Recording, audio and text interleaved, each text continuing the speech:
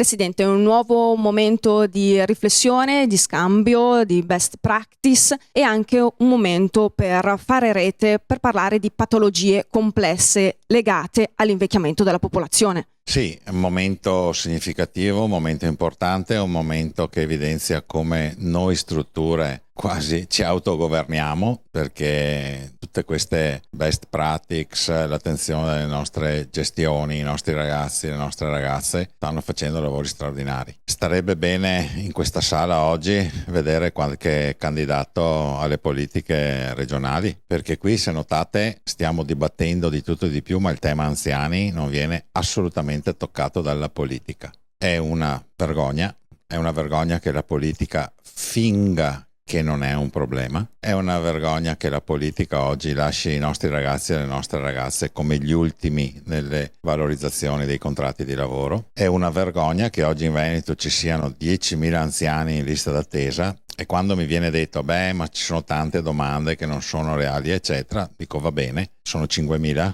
sono 4.000 reali, bene, vuol dire che ci sono 4.000 famiglie che probabilmente 3.500 hanno a casa un anziano che ha disturbi del comportamento. Essere in lista d'attesa per l'accoglimento in una struttura o senza supporti domiciliari con un anziano in condizioni di demenza, con disturbi neurocognitivi, non è la stessa cosa che essere in lista d'attesa per una cataratta. Questa la politica continua a non capirlo. Noi sentiamo parlare di liste d'attesa in sanità, delle nostre liste d'attesa non si fa niente. Parliamo di valorizzazione dei contratti del personale sanitario, dei nostri ragazzi, non si spende una parola, neanche un ringraziamento. Quindi, per non essere scurili, saremo un po' stanchi. E quindi io sono molto curioso di vedere i nuovi candidati a governare questa regione cosa diranno su questo tema, perché li obbligheremo a dire qualcosa. Oggi questo è un tema che deve essere prioritario nell'agenda politica. Oggi siamo in Veneto 370.000 anziani oltre ottantenni, nel 2050 670.000. Vuol dire che chi ci ascolta deve chiudere gli occhi e immaginare che nel 2050 tutta la città di Padova, Vicenza, Verona, Rovigo e Bassano del Grappa, per fare il totale del numero, siano abitate esclusivamente da anziani oltre ottantenni, cui il 70% è solo. Rispetto a questo noi non sentiamo muovere foglia dalla politica, o meglio, sentiamo solo proclami, perché anche su questi temi vediamo che la politica vende abbiamo fatto il gruppo di studio. Io ho avuto un maestro che mi ha insegnato un termine che è masticare brodo. Oggi la politica mastica brodo. Noi invece siamo concreti, anche con questa straordinaria giornata, siamo concreti e mettiamo a terra le nostre proceduralità, parliamo di ospiti, parliamo di chi è a servizio loro.